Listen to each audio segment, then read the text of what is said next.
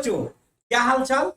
हम लोग class 11th accounts में financial statement of proprietorship business पढ़ रहे थे और आज की क्लास में हम लोग सीखने वाले हैं बैलेंस शीट बनाना। आज की क्लास में हम लोग सीखेंगे बैलेंस शीट क्या होता है, किस लिए बनाया जाता है, क्यों बनाया जाता है और किस तरह से बनाया जाता है, यानी सब कुछ हम इन एंड आउट सीखने वाले हैं बैलेंस शीट के रिस्पेक्ट में। तो चलो let's begin the today's class. चलो, तो सबसे पहले हम लोग बात कर लेते हैं कि बैलेंस शीट होता क्या है। तो फटाफट आप अपने कॉपी में हेडिंग डालो बैलेंस शीट, और बैलेंस शीट का सबसे पहले मीनिंग लिखते हैं कि बैलेंस शीट क्या होता है। तो बैलेंस शीट एक स्टेटमेंट है। Balance sheet is a statement. Balance sheet is a statement. अब देखो, स्टेटमेंट बोले तो सर एक होता है अकाउंट्स और दूसरा होता है स्टेटमेंट। अकाउंट्स में क्या होता है, एक डेबिट साइड होता है, दूसरा क्रेडिट साइड होता है। डेबिट साइड की शुरुआत टू से करते हैं, क्रेडिट साइड की शुरुआत बाय से करते हैं, वो अकाउंट्स में होता है। बट सर बैलेंस शीट क्या है, अकाउंट्स नहीं है। जैसे हम पीएल अकाउंट और ट्रेडिंग अकाउंट बोलते हैं, यानी उसके आगे ट्रेडिंग के आगे अकाउंट्स लगाते हैं। और देखते हैं कि ट्रेडिंग के डेबिट साइड में लिखते हैं, क्रेडिट साइड में डेबिट लिखते हैं, क्रेडिट लिखते हैं, टू बाय लिखते हैं। बट ये बैलेंस शीट में नहीं होने वाला है। क्यों? क्योंकि बैलेंस शीट एक स्टेटमेंट है। किस चीज का स्टेटमेंट है? बैलेंस शीट जो स्टेटमेंट है वो है एसेट का, कैपिटल का और लाइबिलिटीज का। एसेट्स का, कैपिटल का एंड लाइबिलिटीज का। Balance sheet is a statement of asset, capital and liabilities. वो भी किसका बिजनेस अभी जो बना रहे हैं बैलेंस शीट, वो किसका, प्रोप्राइटर का बिजनेस का बना रहे हैं, यानी कि आप बिजनेस के ऑनर का बोल सकते हो। तो balance sheet is a statement of asset, capital and liabilities of the business, of the business. और वो जो आप बैलेंस शीट बनाते हो वो एक स्पेसिफिक पॉइंट ऑफ टाइम पे बनाते हो। तो at a specific point of time, specified point of time. यानी मैंने क्या बोला कि बैलेंस शीट एक स्टेटमेंट होता है जिसमें एसेट, कैपिटल और लाइबिलिटीज, बिजनेस के asset and capital and liabilities को दिखाया जाता है, वो भी एक स्पेसिफिक पॉइंट ऑफ टाइम पर। अभी ये स्पेसिफिक पॉइंट ऑफ टाइम क्या होता है सर? हम देखो, ट्रेडिंग पीएल और बैलेंस शीट, ट्रेडिंग और पीएल जो बनाते थे वहां पे क्या लिखते थे, for the period ended. For the period ended जहां भी आप बनाए होंगे, अब जैसे हेडिंग देख लो, हाँ ये पीएल का फॉर्मेट है, तो यहाँ पे आप देखो क्या लिखते हो, फॉर द पीरियड या ईयर एंडेड, यानी आप पूरे साल के लिए बना रहे हो। ठीक है। बट बैलेंस शीट में फॉर द पीरियड और ईयर एंडेड नहीं आएगा, वहां पे एज ऑन आएगा। क्यों? क्योंकि हम किसी पर्टिकुलर डेट पर बैठ के बना रहे हैं कि आज के तारीख में हमारे पास कितनी एसेट है, कितनी कैपिटल है, कितनी लायबिलिटी है। इसीलिए बोला जाता है कि बैलेंस शीट को स्पेसिफिक पॉइंट ऑफ टाइम पर बनाया जाता है, ना कि किसी पीरियड एंडेड के लिए। तो ये भी बात आपको ध्यान में रखनी है। तो बैलेंस शीट के डेफिनेशन में आपको तीन बात सामने निकल के आती है। एक तो बैलेंस शीट क्या है, एक स्टेटमेंट है। दूसरा, ये किस चीज का स्टेटमेंट है, एसेट, कैपिटल और लाइबिलिटीज का। और वो कब बनाया जाता है, एक स्पेसिफिक पॉइंट ऑफ टाइम के ऊपर बनाया जाता है। ठीक है, ना कि फॉर द पीरियड एंडेड। अब बात करते हैं, हम लोग ये जो बैलेंस शीट बनाते हैं किस बेसिस पे बनाते हैं। यानी कि ये जो प्रिपेयर होता है, बैलेंस शीट जो प्रिपेयर होता है, balance sheet is prepared from real account and personal account. Real account and personal account. Balance sheet किस अकाउंट से तैयार होता है, रियल अकाउंट से और पर्सनल अकाउंट से।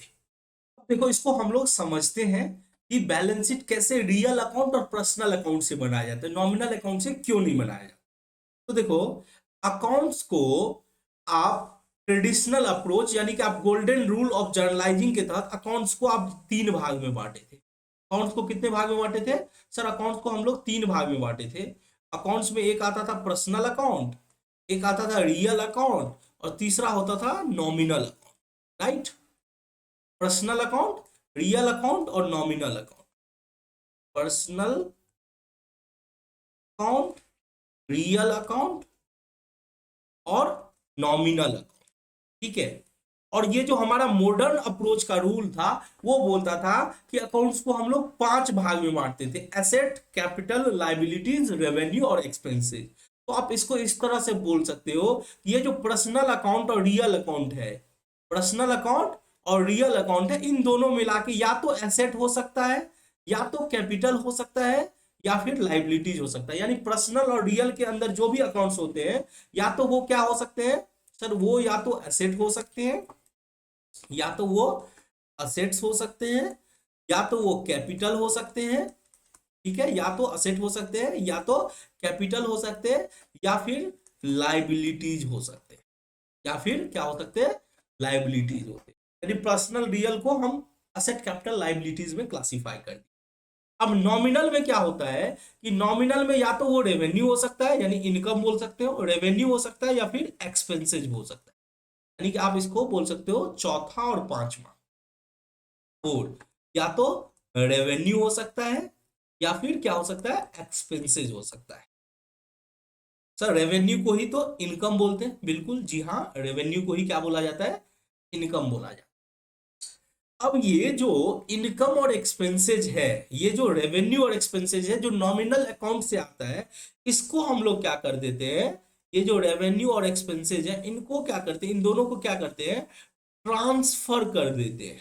कहां ट्रांसफर कर देते हैं सर, इसको ट्रांसफर कर देते हैं trading and PNL account, transfer कर देते हैं ट्रेडिंग एंड पीएनएल अकाउंट।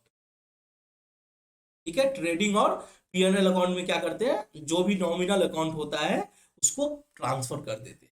तो आपने देखा होगा, आपने ट्रेडिंग और पीएल बनाना सीख चुके हैं, इस पे क्वेश्चन भी प्रैक्टिस कर चुके हैं। आप क्या देखते हैं कि सारा का सारा खर्चा जिसका डेबिट बैलेंस होता है उसको क्या किया जाता है, पीएनएल और ट्रेडिंग के डेबिट साइड में ट्रांसफर किया जाता है, यानी खर्चा को क्रेडिट कर दिया जाता है, यानी खर्चा क्या हो जाता है, खत्म हो जाता है। उसी तरह से इनकम को भी ट्रेडिंग और पीएल के क्रेडिट साइड में कर दिया जाता है, क्योंकि इनकम का बैलेंस क्रेडिट होता है तो फिर उसको ट्रांसफर किया जाता है ट्रेडिंग पीएल के क्रेडिट साइड में, तो वो भी खत्म हो जाता है। यानी इनकम और एक्सपेंसेस की तो कहानी पीएनएल अकाउंट और ट्रेडिंग अकाउंट के थ्रू क्या हो जाती है, खत्म हो जाती है। अब बचता क्या है सर, बचता है पर्सनल और रियल अकाउंट, जो कि बेसिकली क्या है, मॉडर्न अप्रोच से वही पर्सनल और रियल, एसेट, कैपिटल और लाइबिलिटीज है। अब ये तीनों बचते हैं, अब इन तीनों को के थ्रू हम बैलेंस शीट बनाते हैं। ठीक है, इन तीनों के थ्रू हम क्या करते हैं, बैलेंस शीट। तो आप इस तरह से इसको बोल सकते हो, ये जो असेट होता है, कैपिटल होता है, लाइबिलिटीज होता है, इन तीनों को हम लोग कहां दिखाते हैं, इन तीनों को हम लोग दिखाते हैं सर बैलेंस शीट के अंदर, इन तीनों को हम लोग दिखाते हैं बैलेंस शीट के अंदर।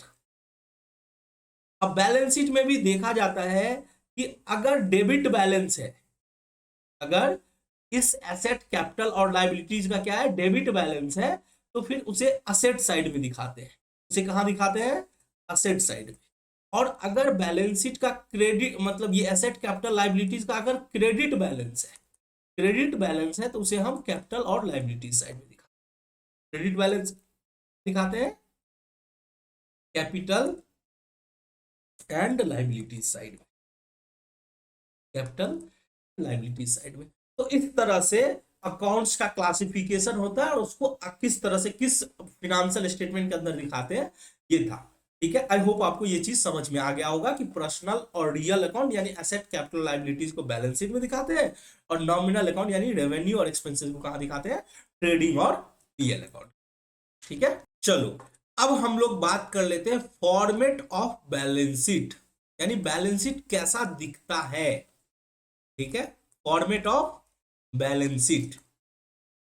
अब देखो, बैलेंस शीट का जो फॉर्मेट होता है, वैसे तो दो शेप में होता है, एक हॉरिजेंटल फॉर्म, दूसरा होता है वर्टिकल फॉर्म, जो आगे चल के देखेंगे। अभी आप एक जनरल बैलेंस शीट का फॉर्मेट आप देख लो, उससे आपको क्लैरिटी मिलेगी। ठीक है, तो बैलेंस शीट सबसे पहले क्या रहता है, बैलेंस शीट, और दूसरा बात किस डेट पर बनाया जाता है, यानी एज एट। मैंने आपको पहले ही समझाया था कि ये एक स्पेसिफिक पॉइंट ऑफ टाइम पे बनाया जाता है, तो यहाँ पे हम फॉर द ईयर इंडेड या फॉर द पीरियड इंडेड नहीं लिखते, ये एक स्पेसिफिक पॉइंट ऑफ टाइम पे बनाते हैं, इसीलिए यहाँ पे एज एट लिखते हैं। ठीक है, चलो अभी मैं आपको टी शेप फॉर्मेट यानी हॉरिजेंटल फॉर्म आपको बना के दिखाता हूँ कि कैसे हॉरिजेंटल फॉर्म में हम लोग बैलेंस शीट बनाते हैं और किस तरह से दिखता है। तो इस तरह से एक तो अमाउंट का कॉलम होता है, लेफ्ट हैंड साइड और राइट हैंड साइड। यहाँ पे डेबिट साइड और क्रेडिट साइड हम नहीं बोलेंगे। क्यों नहीं बोलेंगे? क्योंकि सर बैलेंस शीट जो है स्टेटमेंट होता है, ना कि अकाउंट्स होता है। तो यहाँ पे आप डेबिट साइड और क्रेडिट साइड नहीं बोलोगे। ठीक है, चलो। अब जो आपका लेफ्ट हैंड साइड होता है उसको बोलते हैं लाइबिलिटी साइड, यानी आप कैपिटल एंड लाइबिलिटी साइड बोल सकते हो। ठीक है, और ये होता है अमाउंट का कॉलम, अमाउंट्स, रुपीज। और फिर राइट हैंड साइड में क्या होता है? असेट्स होता है, और यहां पे भी अमाउंट्स होते हैं, रुपीज होते हैं। अब कुछ बातें, जैसे कि मैंने आपको बोला कि ये एज एट क्यों लिखते हैं, क्योंकि यहाँ पे हम ऑन अ पर्टिकुलर डेट पे बनाते हैं, ऑन अ पर्टिकुलर डेट, इसीलिए यहाँ पे हम एज एट लिखते हैं। ठीक है, और बैलेंस शीट क्या है? बैलेंस शीट एक स्टेटमेंट है। बैलेंस शीट क्या है? एक स्टेटमेंट है, अकाउंट्स नहीं है। स्टेटमेंट है, अकाउंट्स नहीं है, इसीलिए इसको डेबिट साइड और क्रेडिट साइड हम लोग नहीं बोलेंगे। चलो, आई होप ये क्लियर हो गया। अब देखो एसेट और लाइबिलिटीज। तो सबसे पहले बात कर लेते हैं एसेट साइड की। तो एसेट साइड में आपको जनरली देखने को मिलेगा, एसेट को दो भाग में बांटा जाता है, फिक्स्ड एसेट्स और करंट एसेट। तो आपको जनरली मिलेगा फिक्स्ड एसेट्स। ठीक है, फिक्स्ड एसेट्स के अंदर जैसे आप प्लांट हो गया, फर्नीचर हो गया, प्लांट हो गया, फर्नीचर हो गया, लैंड, बिल्डिंग, ये सब कवर हो जाता है। जैसे प्लांट, फर्नीचर,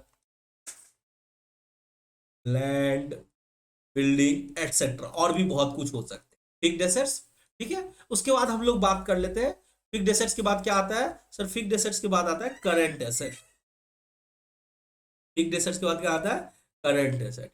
अब जैसे करंट एसेट्स में बोले तो सर क्या हो सकता है? जैसे डेटर हो गया, आपका बिल्स रिसीवेबल हो गया, बिल्स रिसीवेबल हो गया, स्टॉक हो गया।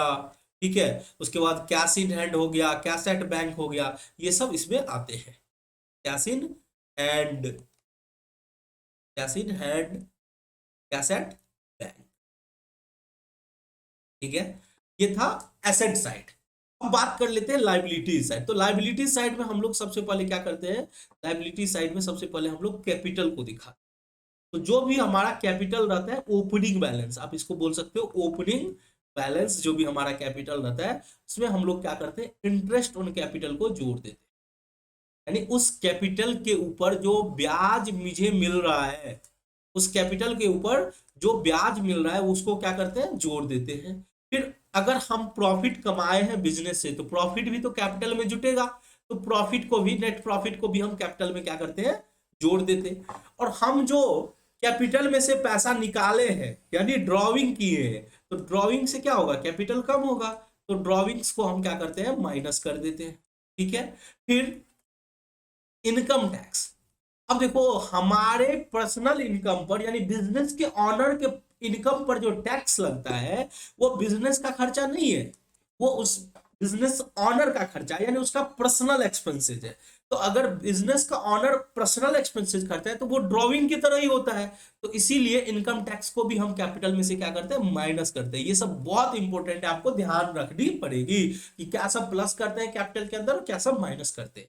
तो एक तो पूंजी पर ब्याज मिल रहा है तो जोड़ दो, प्रॉफिट मिल रहा है तो प्लस कर दो, और ड्रॉविंग पैसा निकाल रहे हैं, इनकम टैक्स मान के चलो, हमारा बिजनेस जो है, हमारा इनकम टैक्स भर रहा है, तो वो खर्चा भी आप माइनस करोगे। मान के चलो हमारे नाम पे कोई लाइफ इंश्योरेंस प्रीमियम है, हमारे नाम पे कोई लाइफ इंश्योरेंस प्रीमियम है। ठीक है, तो अगर हमारा खुद का खर्चा है, तो अगर बिजनेस पे कर रही है तो ये पर्सनल एक्सपेंसेस माना जाएगा, वो भी क्या किया जाएगा? माइनस कर दिया जाएगा। उसी तरह से अगर बिजनेस का कोई लॉस होता है, प्रॉफिट के बदले में लॉस हो गया, तो लॉस को भी क्या करेंगे? माइनस करेंगे, और नेट फिगर जो है वो क्लोजिंग कैपिटल कहलाएगा, वो कैपिटल में दिखेगा। तो ये जो बैलेंस बचेगा, आप इसको आप इस तरह से लिख सकते हो। इसको मैं मिटा देता हूँ या रब कर देता हूँ। यहाँ पे जो बैलेंस बच रहा है, इसको बोलेंगे हम लोग क्लोजिंग कैपिटल। इसको क्या बोलेंगे? सर इसको बोलेंगे क्लोजिंग कैपिटल, क्लोजिंग कैपिटल। और यही क्लोजिंग कैपिटल बैलेंस शीट के बाहर दिखेगा। ठीक है, इसके बाद सर, इसके बाद सर जो भी लाइबिलिटीज है वो दिखाओ, रिजर्व है वो दिखाओ। जैसे मैं एक एग्जांपल लेता हूं, कोई रिजर्व एंड सरप्लस है, रिजर्व एंड सरप्लस है, कोई लोन है, कोई बिल्स पेबल है। ठीक है, क्रेडिटर है, बिल्स पेबल है, क्रेडिटर है। तो ये सब जो भी लाइबिलिटीज होगा वो लाइबिलिटीज आएगा। और सबसे खास बात, आप जब टोटल एसेट और लाइबिलिटीज को जब आप लिख दोगे तो आपका जो टोटल आएगा कैपिटल और लाइबिलिटीज का और एसेट का, जो भी आएगा वो हमेशा बराबर आएगा, जो भी आएगा वो हमेशा क्या होगा, इक्वल होगा। ठीक है, तो जैसे कि मैं आप यहाँ पे देख लिख देता हूं इक्वेशन, आपने क्लास 11th के शुरुआत की क्लास में ही सीखा था। इसी इक्वेशन के, ये जो इक्वेशन बना था इसी के बेसिस पे बना था, बैलेंस शीट के बेसिस पे। जो आपका कैपिटल और लाइबिलिटीज होगा वो एसेट के इक्वल होगा, एसेट के बराबर होगा। ठीक है, तो आई होप आपको बैलेंस शीट फॉर्मेट में तो कोई दिक्कत नहीं होगा कि सर लाइबिलिटी साइड में कैपिटल और लाइबिलिटीज को दिखाएंगे, एसेट साइड में फिक्स्ड एसेट्स, करंट एसेट और बाकी जो भी एसेट है उसको दिखाएंगे। ठीक है, अब यहाँ पे एक पॉइंट है जो मैं और लिखाना चाहता हूं एलआईसी के रिस्पेक्ट में, आप नोट करके नोट नोट देके आप लिख सकते हो। नोट, नोट में अब देखो जो लाइफ इंश्योरेंस प्रीमियम होता है, लाइफ इंश्योरेंस प्रीमियम यानी कि क्या होता है कि लाइफ का कवर कवर के लिए क्या करती है कंपनी और बिजनेस जो है प्रीमियम पे करती है। अब ये दो चीज के लिए पे किया जा सकता है। लाइफ इंश्योरेंस एक तो पे किया जाता है ऑनर के लिए, जो बिजनेस का मालिक है, paid for honours, paid for honours. और दूसरा होता है कि कोई कोई इंप्लॉय जो बहुत ही क्रिटिकल है यानी बहुत ही इंपॉर्टेंट इंप्लॉय है उस बिजनेस का, तो कभी कभी इंप्लॉय के लिए भी पे किया जाता है, पेड फॉर इंप्लॉय। तो यहाँ पे आपको इस दोनों में अंतर आपको समझना होगा। अब यहाँ पे क्योंकि मैंने कैपिटल में दिखा दिया था कि कैपिटल में से माइनस करते हैं, तो ये जो ऑनर के लिए जो पे करते हैं केवल उसी को कैपिटल में से माइनस किया जाता है, पेड फॉर ऑनर को deducted from capital, deducted from capital. यानी अगर कोई लाइफ इंश्योरेंस प्रीमियम ऑनर के लिए पे किया जाता है तो उसको कैपिटल में से घटा, बट अगर सर एम्प्लॉय के लिए पे किया जाएगा तो क्या होगा, ये बिजनेस का खर्चा होगा, ये बिजनेस का क्या होगा, एक्सपेंसेस होगा। और एक्सपेंसेस को तो आपको पता है कि कहाँ दिखाते हैं, डेबिट साइड पीएनएल अकाउंट के, डेबिट साइड पीएनएल अकाउंट के डेबिट साइड में हम इसको दिखाते हैं। तो ये भी बात आपको आई होप आपको क्लियर हो गया होगा। चलो अब हम लोग आगे बढ़ते हैं। अब बैलेंस शीट में एक कॉन्सेप्ट होता है ग्रुपिंग का, ग्रुपिंग और मार्शलिंग ऑफ बैलेंस शीट, इसको समझते हैं। तो सबसे पहले आप लोग हेडिंग डालो, ग्रुपिंग और मार्शलिंग। मार्शलिंग क्या होता है, ग्रुपिंग को ही मार्शलिंग बोला जाता है ऑफ बैलेंस शीट, ग्रुपिंग और मार्शलिंग ऑफ बैलेंस शीट। अब देखो क्या होता है कि प्रोप्राइटरशिप बिजनेस का जो बैलेंस शीट होता है उसका कोई प्रिस्क्राइब्ड फॉर्मेट नहीं है। ठीक है, there is no prescribed format, there is no prescribed format of balance sheet, balance sheet for non corporate entities. Non corporate मतलब जो कंपनी नहीं है, और non corporate entities like proprietorship business, proprietorship और partnership business, partnership business.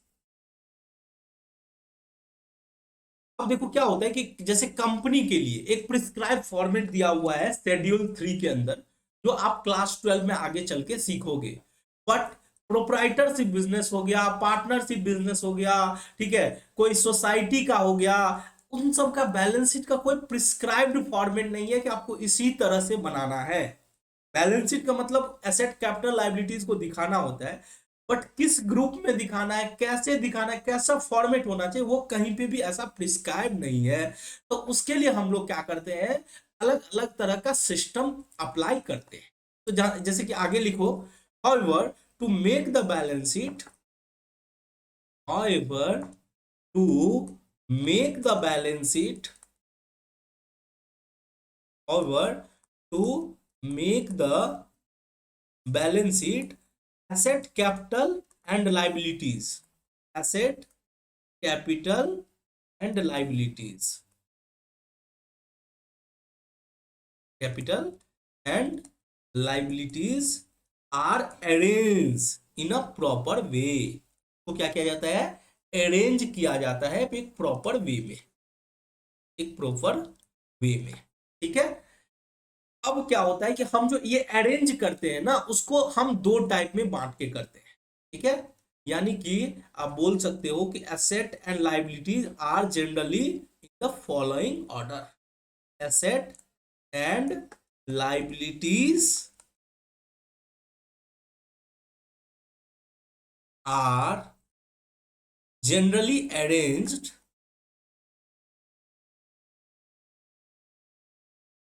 in the following order। Asset liabilities को जो arrange किया जाता है वो इस ऑर्डर में किया जाता है, द फॉलोइंग ऑर्डर। तो पहला ऑर्डर क्या है कि आपको लिक्विडिटी के ऑर्डर में करना। पहला क्या है? In order of liquidity, in order of liquidity. और दूसरा होता है in order of performance, in order of performance. अब समझते हैं इस बात को, लिक्विडिटी क्या होता है, परफॉर्मेंस क्या होता है, इस बात को हम लोग समझते हैं अच्छे से। ठीक है, अब देखो लिक्विडिटी का मतलब होता है कि जिसको जितना जल्दी हम पैसे में कन्वर्ट कर सकते हैं, ठीक है, उसको हम पहले दिखाएंगे। जैसे अगर एसेट की बात करें तो सबसे पहले कैश में जो पहले कन्वर्ट कर सकते हैं, तो सर कैश इन हैंड जो पहले से कैश में रहता है। फिर बैंक में पैसा, तुरंत जाए तो बैंक से पैसा निकाल सकते हैं, ठीक है, यानी वो पूरा लिक्विडिटी फॉर्म में रहता है। तो सबसे पहले कैश एट बैंक को दिखाएंगे, इन हैंड को दिखाएंगे, उसके बाद कैश एट बैंक को दिखाएंगे। फिर तीसरा होता है क्या, आपके पास जैसे स्टॉक है तो स्टॉक को आप बेच सकते हो तो तुरंत पैसा रिलाइज हो जाएगा। उसी तरह से धीरे धीरे फिक्स्ड एसेट्स की बात करें, जैसे मान के चलो लैंड बिल्डिंग हो गया, इन सबको रिलाइज करने में डिफिकल्ट होता है, आप इसको आसानी से तुरंत नहीं बेच सकते, इसको आप लंबे समय तक होल्ड करके रखते हो। तो लिक्विडिटी के पोजीशन में एसेट क्या बोलते हैं, फिक्स्ड एसेट्स को हम सबसे बाद में दिखाते हैं। उसी तरह से परफॉर्मेंस में क्या होता है, उल्टा हो जाता है। परफॉर्मेंस का मतलब हुआ कि जिसको हम ज्यादा दिन तक परफॉर्म करेंगे, यानी जिसको ज्यादा दिन तक होल्ड करके रखेंगे। तो फिक्स्ड एसेट्स लैंड बिल्डिंग इसको लंबे समय तक बिजनेस में चलाते हैं, तो इसीलिए उसको पहले दिखाया जाता है। ठीक है, इसको इसका हम लोग एक बार फॉर्मेट देख लेते हैं फटाफट, इससे हमको पूरा अच्छे से क्लैरिटी हो जाएगा। चलो, तो अब हम लोग लिक्विडिटी का फॉर्मेट देखते हैं कि किस तरह से है। तो सबसे पहले एसेट की बात करते हैं। तो मैंने जैसे कि बोला था आप लोगों को कि cash in hand already liquid के फॉर्म में रहता है, यानी कैश के फॉर्म में रहता है। उसके बाद आता है कैश एट बैंक। उसके बाद अगर पैसा आप फिक्स डिपॉजिट में जमा किए हो, बिल्स रिसीवेबल, इन्वेस्टमेंट। सर क्या याद करना है? बिल्कुल भी याद करने की जरूरत नहीं है। यानी आप यहाँ पे लिक्विडिटी में क्या हो रहा है, आप अगर देख रहे हो ठीक से तो आपको पता ये चल रहा है कि यहाँ पे सबसे पहले करंट एसेट को दिखाया जाता है। सबसे पहले क्या दिखाया जाता है, करंट एसेट को। उसके बाद क्या किया जाता है, फिक्स्ड एसेट्स को दिखाया जाता है। फिक्स्ड एसेट्स में भी यहाँ पे थोड़ा ये ध्यान रखा जाता है, जैसे इंटेंजिबल्स है, इंटेंजिबल्स को लास्ट में दिखाया जाता है। इंटेंजिबल्स को क्या किया जाता है, लास्ट में। जैसे फ्री ये क्या बोलते हैं, पेटेंट हो गया, ट्रेडमार्क हो गया, तो इस सबको लास्ट में दिखाया जाता है। यानी कि आपको इस बेसिस पे चला जाता है कि किसको हम कैश में पहले कन्वर्ट करेंगे उसको पहले दिखाते हैं, और जिसको बाद में कन्वर्ट कर सकते हैं उसको बाद में दिखाते हैं। ठीक है, कैपिटल एंड लाइबिलिटीज में तो सबसे पहले क्या आता है कि लाइबिलिटीज में जिसको हम पहले कैश में कन्वर्ट करते हैं, यानी आप देख लो bills payable, bank overdraft, trade creditor, तो इस तरह से पहले लाइबिलिटीज आता है, वो भी करंट लाइबिलिटीज। बाद में क्या होता है, नॉन करंट लाइबिलिटीज आता है। नॉन करंट लाइबिलिटीज यानी आगे चल के हम लोग देखेंगे, जिसे एक साल के बाद जिसकी रिपेमेंट होती है उसको नॉन करंट लाइबिलिटीज बोलते हैं। उसके बाद होता है कैपिटल। कैपिटल में तो जो रूल मैंने बताया था वही है, प्रॉफिट जोड़ेंगे, इंटरेस्ट ऑन कैपिटल जोड़ेंगे, बाकी सबको हम क्या करेंगे, घटा देंगे। जैसे ड्रॉविंग हो गया, इंटरेस्ट ऑन ड्रॉविंग हो गया, लॉस हो गया, इनकम टैक्स, LIC, सब कुछ हम क्या करेंगे, माइनस करेंगे। तो ये था लिक्विडिटी का फॉर्मेट। ठीक है, आपके बुक में होगा, आप लोग एक बार इसको देख लेना। ठीक है, दूसरा होता है परमानेंस। परमानेंस में उल्टा हो जाता है, यानी जिसको क्या होता है, लंबे समय तक जो हमारे बिजनेस में रहता है और जिसको हम आसानी से कैश में कन्वर्ट नहीं कर सकते। तो जैसे देखो गुडविल, पहले जो आप यहाँ पे जो सबसे लास्ट में आया वो वहां पे पहले आ रहा है। उसके बाद यानी कि सबसे पहले क्या हो रहा है कि फिक्स्ड एसेट्स आ रहा है, और फिर बाद में क्या हो रहा है, करंट एसेट्स हो रहा है।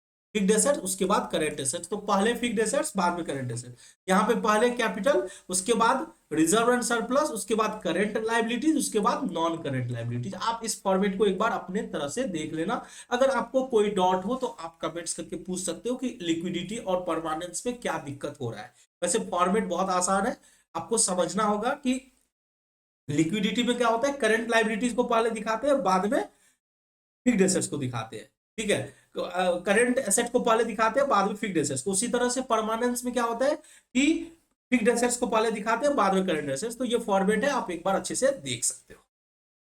चलो, तो हमने बैलेंस शीट का फॉर्मेट अच्छे से देख लिया, हमने समझ लिया बैलेंस शीट क्या होता है, कैसे बनाया जाता है। नेक्स्ट क्लास में हम लोग बैलेंस शीट का प्रैक्टिकल प्रॉब्लम्स करेंगे। चलो मिलते हैं नेक्स्ट क्लास में, तब तक के लिए जय हिंद।